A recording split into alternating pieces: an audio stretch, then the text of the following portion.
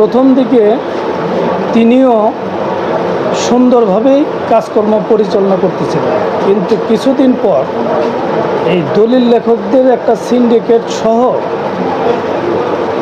বিভিন্ন ধরনের জুলুম অত্যাচারের মাধ্যমে আমাদেরকে হেয় প্রতিপন্ন করেন। পাওয়ারের পক্ষে থেকে জমি রেজিস্ট্রি করতে গেলে আমরা যতটুকু জানি যে 30,000 টাকা শতাংশ আর 5.5% হলো ব্যাংক অর্ডার, এটা দিতে হয়। কিন্তু সে নিয়ম করলো যে 60,000 টাকা শতাংশ দিতে হবে ব্যাংকে, আর 12.5% টাকা ব্যাংকে দিতে হবে, আর নতুবা 3 ভাগের 1 ভাগ ওনাকে দিতে হবে। এই ঘটনার পরিপ্রেক্ষিতে যখন এভাবে কাজকর্ম উনি শুরু করছে, এইটা জানার পর আমি স্যারের সাথে আমরা অনেকেই কথা বললাম। বলার পর তার সাথে যখন আমার কথায় মিলল না, যে আমি বললাম যে স্যার, যদি 60,000 টাকা শতাংশ দিতে হয় আর 12.5% দিতে হয়, তাহলে আমরা ব্যাংকে পে অর্ডার করবো, কারণ যেটা নিয়ম সেটা না দিয়ে তো আমাদের কোনো উপায় নাই। কারণ এটা যিনি কিনবেন তিনি দিবেন, এটা তো আমাদের কোনো সমস্যা নাই। আর আমরা কেন সেই দায়ভার নেব? আমরা নিয়ম অনুযায়ী কাজ করব। যার কারণে উনি 7 দিনের থেকে 10 দিনের মতো দলিল রেজিস্ট্রি বন্ধ রাখতেন, এবং তার যে সিন্ডিকেট, এই সিন্ডিকেটের মাধ্যমে সে প্রচারণা শুরু করলেন যে এই সেক্রেটারি সাহেব অফিসে টাকা দেয় না, টাকা দিতে চায় না, তার জন্য আমি কাজকর্ম করতে পারি না, আমি কাজ করব না।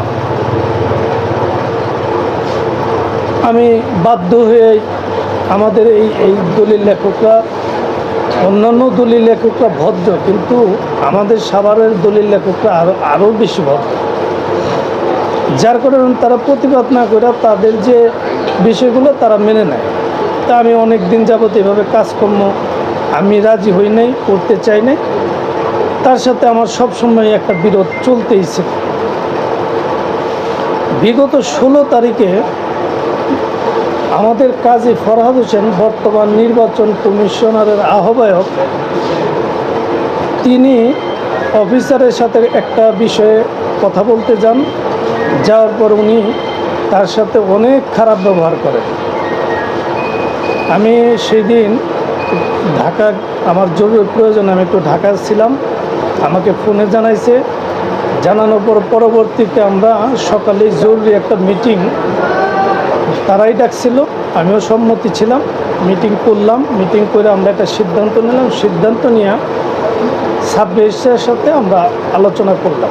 সাব রেজিস্ট্রার সুন্দর, তার যতটুকু ভুল ত্রুটি আছে সে মেনে নিয়ে যে না, আমি এখন থেকে সুন্দরভাবে কারোর সাথে খারাপ ব্যবহার করব না। উনি না, প্রতিটা লেখকের সাথে উনি দুর্ব্যবহার করে, এবং এরকম ব্যবহার আমার মনে হয় না, আমার প্রায় 2 যুগের কম না আমার এখানে কার্যক্রম।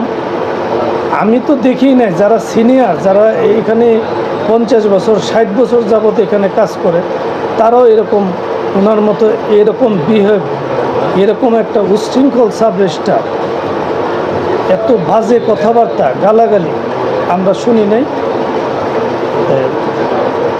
আমরা তার সাথে মিটিং করার পর উনি সেটা ভুল বোঝার পরে আমরা সেখান থেকে আর ওটা সমাধানের মাধ্যমে আমরা চলে আসি।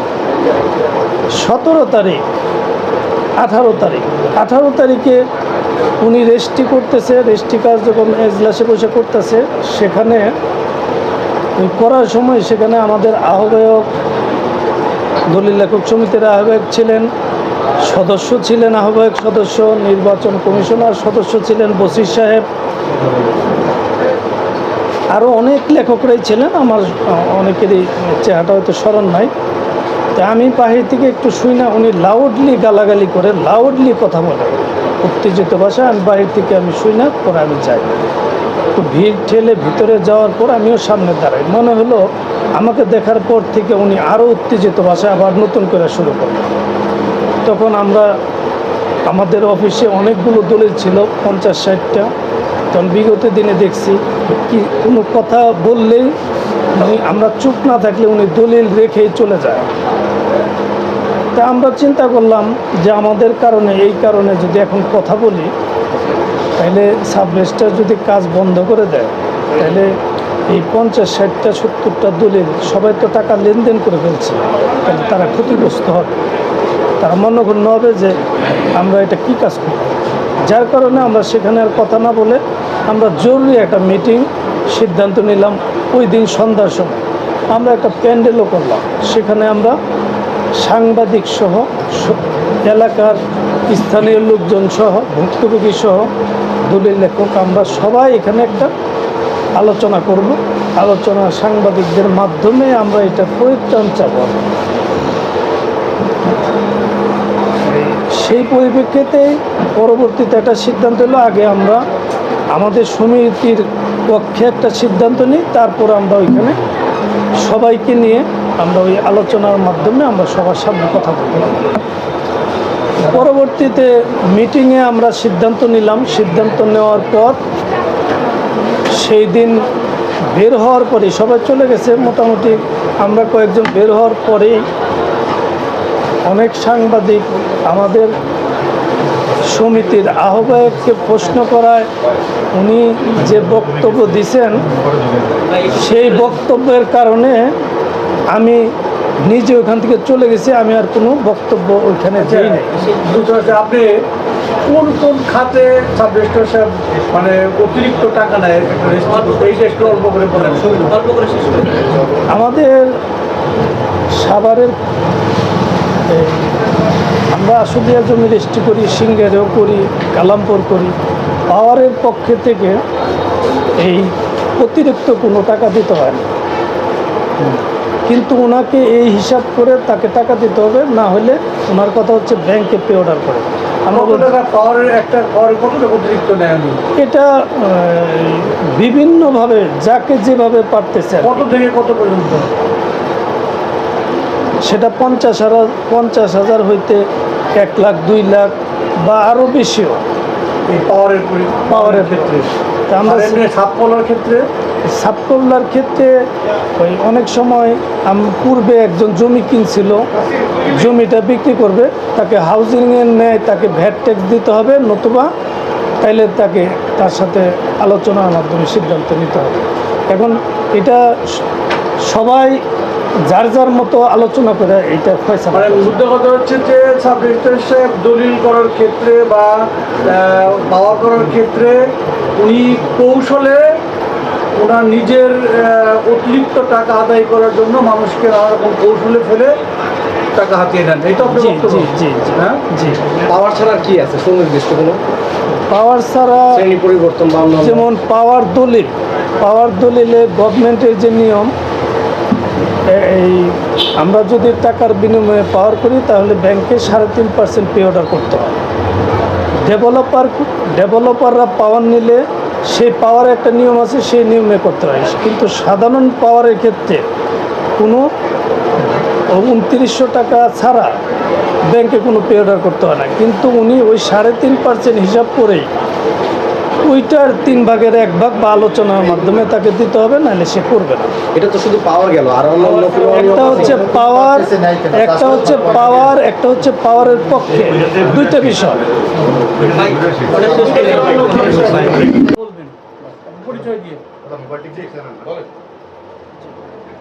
আমার নাম মোহাম্মদ মেহেদি হাসান, সদস্য সচিব, সাভার দলিল লেখক কল্যাণ সমিতি।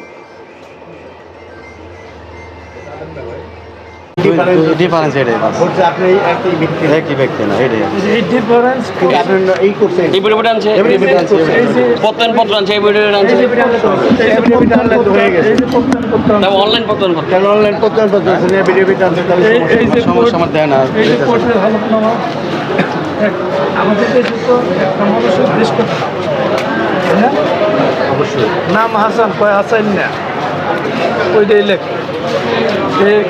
তারপরেও তো আমরা সরকারি একটা কর্মকর্তার কাছে যাই,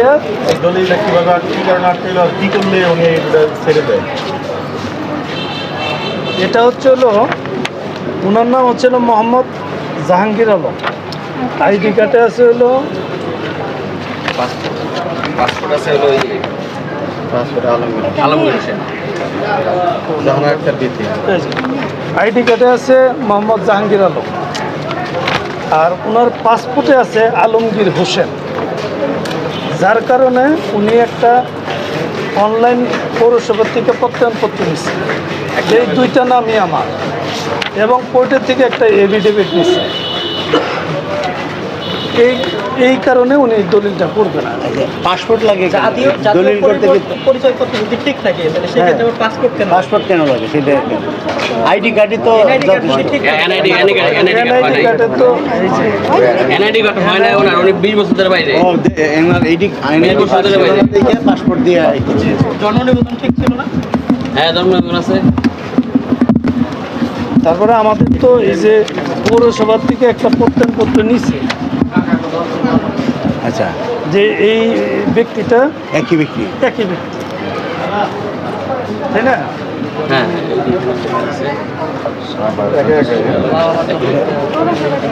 একই ব্যক্তি। তারপরে একটা কোর্টের এফিডেভিট নিচ্ছে। কোর্টেরও তো এফিডেভিট এইসব দলিল হয় বেলা শেষে হয় কি কিভাবে হয়? বেলা শেষে হয়, বেলা শেষে আপনারা তো সবাই জানেনই বেলা শেষে কীভাবে হয়। কিভাবে হয়? সকালবেলা হয় না, বিকেলে হয় বিকালে হয়।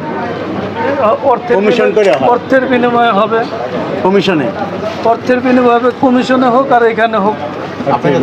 কবে আসছেন এটা নিয়ে?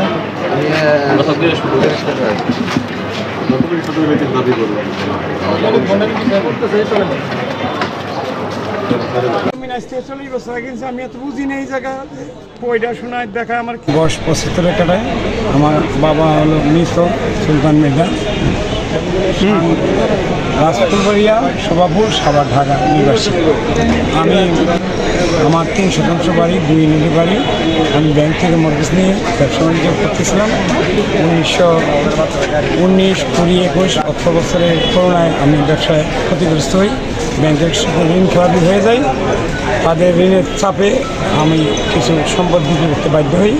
ব্যাংক বললো আপনারা 2টা ফ্ল্যাট বিক্রি করে দেন, আর আমার থেকে মুখ কেনে না, আমার যতটুকু সম্ভব আমি আপনাকে মাফ করে দেবো। সেই সুবাদে কাস্টমার জোগাড় দেয়। কাস্টমার আসে, ওনাদের অনেক কাস্টমার আসে, সবাইকে একের প্র্যাকটিক্যালভাবে দেখাই। নিচতলা দোতলা 3 তলা পর্যন্ত বিল্ডিংটা বানিয়েছিলাম। দোতলায় আমি বসবাস করি, আর নিচতলায় ভাড়া দিয়ে চলতেছিলাম। কারণ 2টা ফ্লোর আমি ওনাদেরকে দেখাই, বিক্রি করতে রাজি হই। ওনারা দেখে শুনে এই 1 মাসের মতো কথা, সেই 9 মাস দেখে শুনে হাত বানা করে আমি এই সমস্ত জায়গা জমিনের কোড, বিল্ডিং কোড কোনো কিছুই বুঝি না। সহজ সরলভাবে ওনারা আমার পুরো বাড়িটাই লিখে নিয়ে যায়। 2.40 এখন ইঞ্জিনিয়ার শিখছি। দেখা দলিল দেখা ব্যাংক বলে শোনো আপনাদের পুরো বাড়ি নিয়ে গেছে। পরে আবার ব্যাংকে চাপ দেয়, এটা সারেন্ডার করে দলিল বাজেপ্ত করে, যা আর এইরকম করবে না। উনি রাখবে যেইভাবে কথা সেইভাবে কাজ করে। ঠিক রেজিস্ট্রি আপনার ওই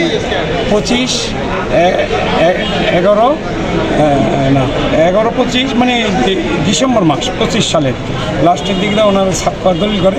ওনাদের নিয়োগকৃত রাইটার এই যে 16 নম্বর রুমে সেলিম করে নাম, ওনার মাধ্যমে আমার ঘরে আপনি যা বলছেন, আমার কপি দেওয়ার কথা ছিল দেয় নেই, আপনি যা বলছেন তাই হবে, এই কথা বলে উনি দলিল রেডি করে প্রিন্ট করে বলে আপনি যা বলছেন তাই হয়েছে। 4:30 আমার ডাকে, তাড়াতাড়ি স্বাক্ষর করেন।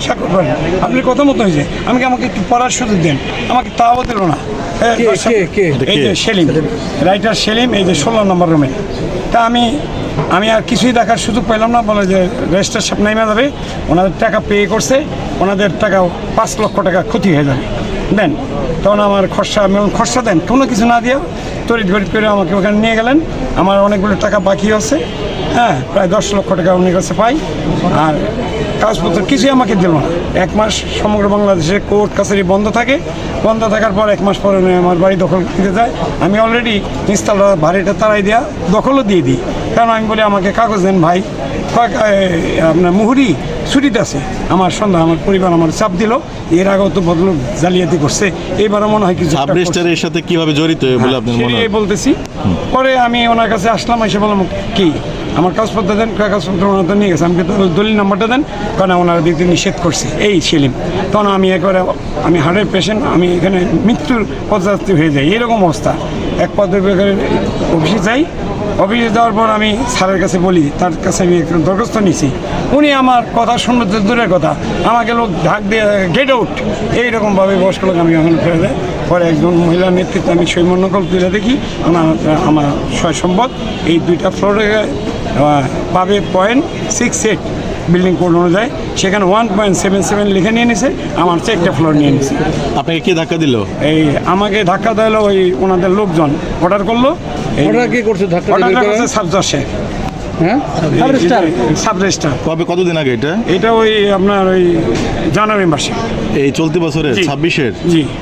কয়টার সময় হবে ঘটনাটা? ঘটনাটা সম্ভবত 11টা-12টার দিকে 11টা-12টার দিকে। সকালে আমি আসছি, স্যার আপনি আমার একটু বাঁচান। এই প্রতারণার সাথে কি সেলিম জড়িত? সেলিম হচ্ছে প্রথম হ্যাঁ, সেলিম আর রাইটার। এই যে এটা দেখা গেল দলিল এর মধ্যে লেখা আছে জাকির, আর আরও নাম আছে, তারা বিরাট একটা সিন্ডিকেট করে আমাকে, আমার মতন কত লোকের এই মানে এই সর্বশান্তকে চাল্লায় জানে। এই সাবরেজটা কত টাকা নিছে বলে আপনি জানতে পারছেন? এইটা আমার এটা তো তাদের গোপন চুক্তি হয়েছে, আমাকে অভিনব কায়দায় এই জাল চালিয়ে চক্রটা এই আমার দলিলটা জাল। 5 লাখের টাকা কথা বললেন, ওইটা কিভাবে জানলেন? এই বলেন 5 লাখ টাকা ক্ষতি হয়ে যাবে। সে আমাকে বলতেছে স্বাক্ষর দেওয়ার জন্য ব্যস্ত রাখছি, মানে বিশাল একটা চাপ। একজন রাইটার হইয়া সবাই। আপনার মোবাইল নাম্বার একটু বলেন মুরব্বী জুড়ে। আমার মোবাইল নাম্বার 01956 আমি আবার একটু বলেন। আপনার 01956 002973। আমি আপনাদের সাংবাদিক ভাইদের কাছে বিচার চাই, আমি গরিব মানুষ, ধন্যবাদ। আমার টাকা পয়সা নাই, এটা একটা বিচার হোক। ঠিক আছে।